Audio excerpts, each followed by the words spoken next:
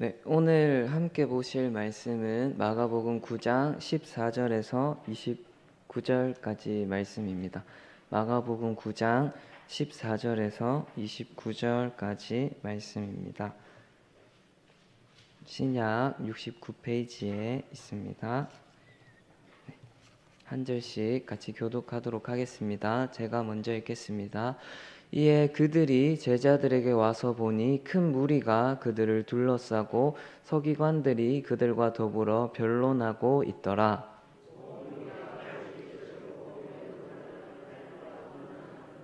예수께서 물으시되 너희가 무엇을 그들과 변론하느냐?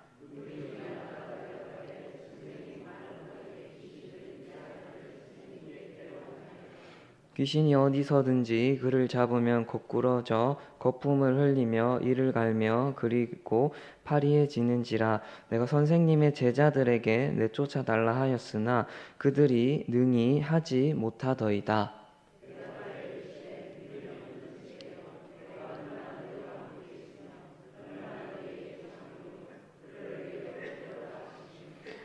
이에 데리고 오니 귀신이 예수를 보고 곧 그 아이로 심히 경련을 일으키게 하는지라. 그가 땅에 엎드러져 구르며 거품을 흘리더라.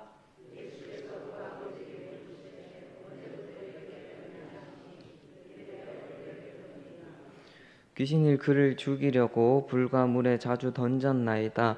그러나 무엇을 하실 수 있거든 우리를 불쌍히 여기사 도와주옵소서.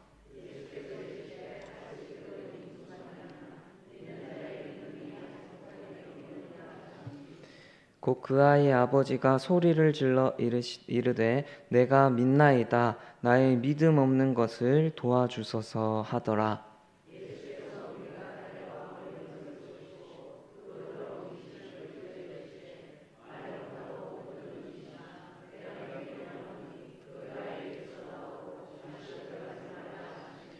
귀신이 소리 지르며 아이로 심히 경련을 일으키게 하고 나가니 그 아이가 죽은 것 같이 되어 많은 사람이 말하기를 죽었다 하나.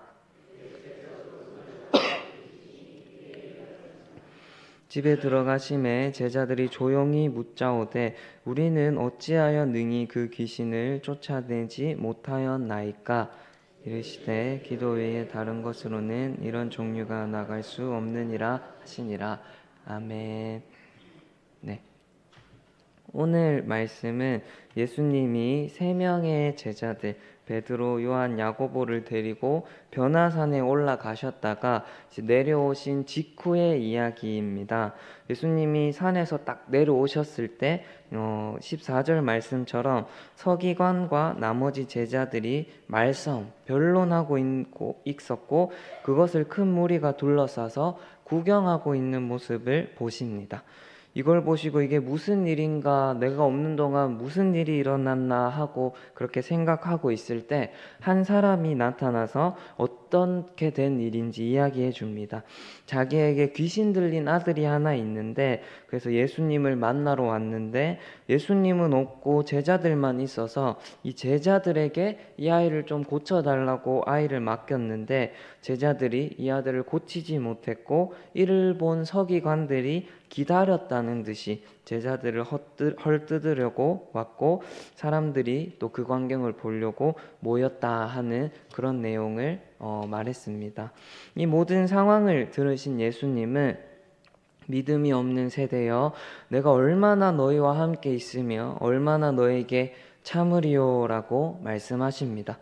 예수님이 십자가에서 죽으실 날은 계속해서 다가오시고 이제 얼마 남지 않아서 제자들에게도 이제 나는 내가 죽고 다시 부활할 거다라고 하면서 죽으심을 이제 예언하시고 말씀하고 있는 그런 상황 가운데 정말 떠나셔야 할 날이 얼마 남지 않은 그런 상황 가운데 여전히 사람들의 반응은 믿음을 찾아볼 수 없고 제자들 또한 그렇게 가르쳤는데도 여전히 헤매고 있는 것만 보시면서 내가 얼마나 더 오랫동안 너희와 같이 있으면서 참아야 그래야 너희가 언제 믿음으로 살 수 믿겠느냐 하시면서 이제 책망하시고 꾸짖고 있는 그런 모습이라고 할 수 있는 것입니다.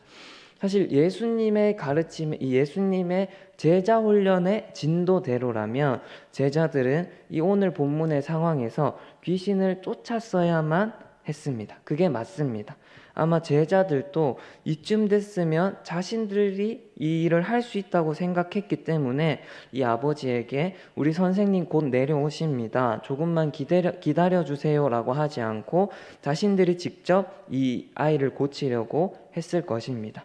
왜냐하면 제자들도 이전에 귀신을 쫓고 병을 낫게 하는 그런 자기들이 직접 이 무엇인가를 낫게 한 경험이 있기 때문입니다. 마가복음 6장 7절을 보면 예수님이 12제자를 부르사 둘씩 짝을 지어서 전도 여행을 보내시는데 이때 더러운 귀신을 제하는 권능을 주시고 병 고치는 능력도 함께 주셔서 자신들이 직접 귀신도 쫓고 병도 많이 고치는 일을 했었습니다. 한두 번 우연으로 한 게 아니라 그러한 능력으로 마을을 돌아다니면서 전도 사역을 감당한 그런 제자들이었습니다. 그래서 지금까지 쭉 진행된 예수님의 제자 훈련 진도 안에서도 그렇고 제자들의 경험 안에서도 이전에 분명히 귀신을 쫓았고 그런 일을 할 수 있었기 때문에 이번에도 할 수 있어야 맞았고 제자들에게는 이게 그렇게 특별한 일이 아닐 수 있었습니다. 그런데 이 귀신을 쫓아내지 못하게 되자 정말 이 모든 일이 마무리되고 예수님과 단둘이 있게 되었을 때 28절에서 나오는 말씀처럼 집에 들어가실 때 예수님께 조용히 가서 우리는 어찌하여 능히 이 귀신을 쫓아내지 못하였습니까? 라고 묻습니다. 분명히 이전에는 됐는데 분명히 예수님께 배운 대로 했기 때문에 돼야 되는데 우리도 분명히 할 수 있어야 되는데 어찌하여 왜 이번에는 이 귀신을 쫓아낼 수 없었습니까? 하면서 예수님께 조용히 찾아가 질문한 것입니다. 이때 예수님은 29절에서처럼 기도 외에 다른 것으로는 이런 종류가 나갈 수 없느니라 라고 하고 대답하십니다.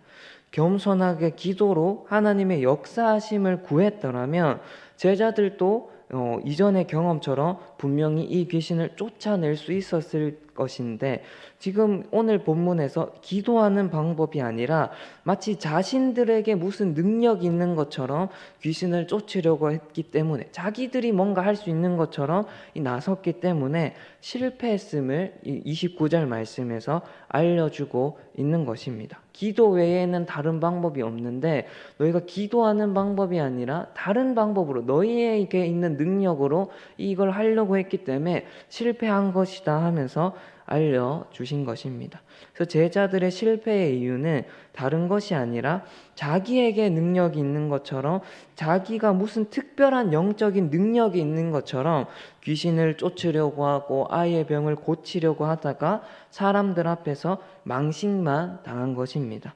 능력은 오직 하나님께만 있고 주님의 제자들은 기도로서 그렇게 하나님의 역사하심을 구하는 것밖에 다른 능력이 없는데 그렇게 기도하는 것만으로 주님의 능력을 구하는 것 외에는 이런 일을 할 수 있는 방법이 없는데 그것을 망각하고 자기가 할 수 있었다. 나도 할 수 있다라는 이전에도 자기가 했다라는 그런 교만에 빠져서 마치 자신에게 무엇인가 해낼 수 있는 그런 능력이 있는 것처럼 나서다가 실패하고 망신당한 것입니다. 이러한 말씀을 보면서 이 제자들이 한 실수를 우리는 하지 않을 수 있기를 바랍니다. 제자들은 이전에 자신들이 이러한 일, 귀신을 쫓아내고 병을 고칠 수 있었다는 그런 자신들의 경험에 근거해서 자신감을 가졌고 그 경험에 기초해서 마치 자기가 뭔가 특별한 능력이 있는 것처럼 귀신을 쫓아낼 능력이 있는 것처럼 자기에게 뭔가 있는 것처럼 생각하다가 실패하고 망신을 당했습니다. 하나님의 역사하심이 아니라 내가 뭔가를 할 수 있고 나에게 특별한 노하우가 있고 나에게 대단한 능력이 있다라는 생각으로 자신을 신뢰하다가 기도로 하나님을 신뢰하는 것이 아니라 자신을 신뢰하다가 아이를 고치려고 했기 때문에 망신만 당하고 이 서기관들의 공격까지 받게 된 것입니다. 그래서 우리는 이러한 모습을 보면서 나에게 능력이 있는 것이 아니라 오직 주님께만 능력이 있음을 기억하고 고백하며 주님께 그러한 능력을 구하는 기도할 줄 아는 믿음이 우리에게 있기를 바랍니다.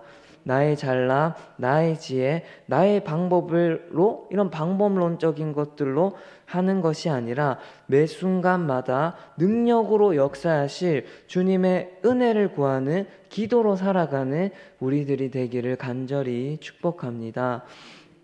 고린도후서 4장 7절의 말씀, 우리가 이 보배를 질그릇에 가졌으니 이는 심히 큰 능력은 하나님께 있고 우리에게 있지 아니함을 알게 하려 함이라 라는 이 말씀처럼 나는 빈 그릇처럼 아무것도 가지지 않았으나 주님을 구할 때마다, 주님이 역사하실 때마다 빈 그릇과 같은 나를 주님의 능력으로 채워주신다라는 믿음만 가지고 주님의 은혜만이 우리의 능력됨을 믿고 항상 겸손히 주님의 도우심과 주님의 일하심과 주님의 역사하심만을 구하는 그러한 기도하는 모습이 우리들의 모습이 되고 그러한 기도가 우리에게 끊어지지 않기를 간절히 원합니다.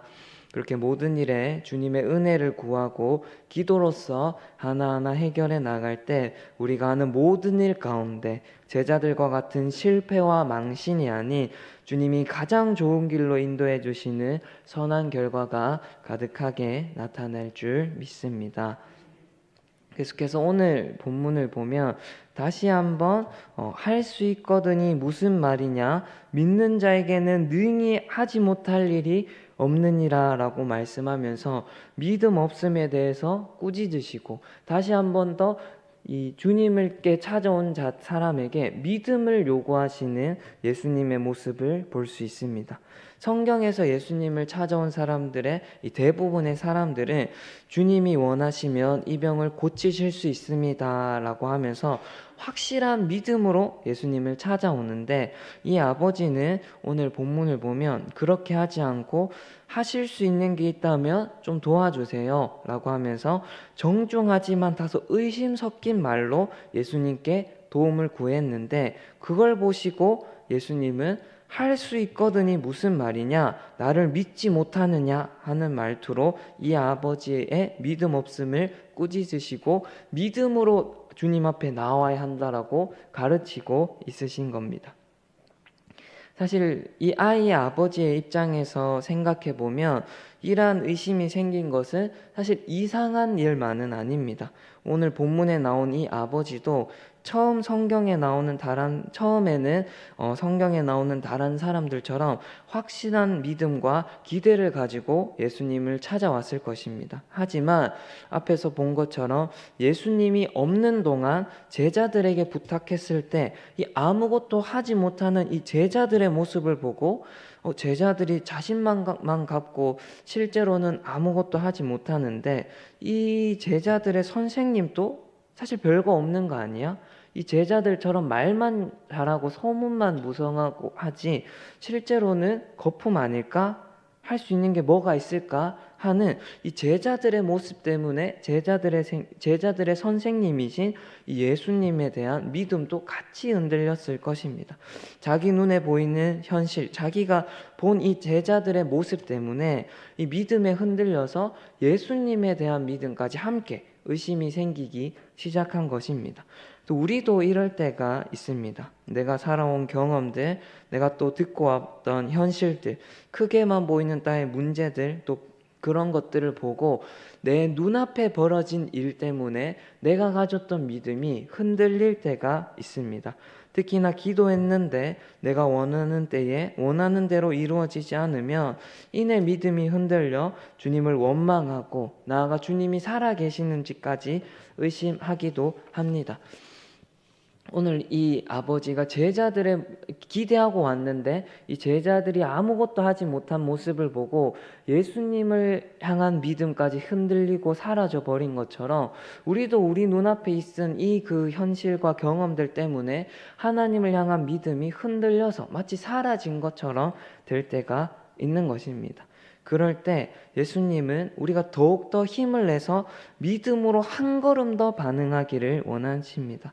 내 눈에는 아무것도 나아진 것도 없고 내가 한 기도는 이미 안 이루어져서 끝난 것 같고 간절히 바라던 일은 이미 실패로 결정나서 기회는 이미 사라진 것 같은 그때에도 지금 당장만 보는 우리 눈과 달리 먼 앞날까지 보고 계시고 우리가 생각지도 못한 더 좋은 길을 내시는 그러한 우리의 목자, 우리의 보호자, 우리 하늘 아버지 되시는 주님을 신뢰하는 마음으로 계속해서 믿고 나아가는 그러한 믿음을 우리에게서 보기 원하시고 찾기 원하시는 겁니다.